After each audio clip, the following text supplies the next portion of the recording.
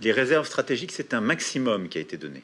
Et donc, nous avons décidé, dans le cadre de l'Agence internationale de l'énergie, la trentaine de pays qui le composent, de libérer jusqu'à 400 millions de barils, ce qui équivaut à environ 14,5 millions pour les réserves stratégiques françaises.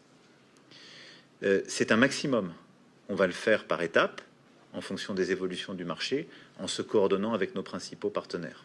Nous avons encore beaucoup d'autres réserves derrière, mais c'est une intervention de marché qui est importante.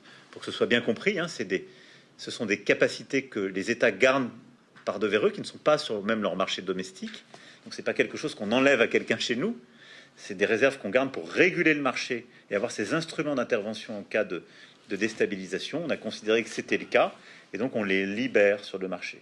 Ce qu'on fait, c'est qu'on le fait de manière coordonnée. On envoie un signal de marché pour que les prix baissent, et on le fait en s'assurant que d'autres ne fassent pas des réserves indues. Et ça, c'est en particulier le travail qu'on va mener avec l'ensemble des pays du G7, qui représentent 70% des capacités qui seront libérées, et avec l'agence internationale vis-à-vis des pays tiers.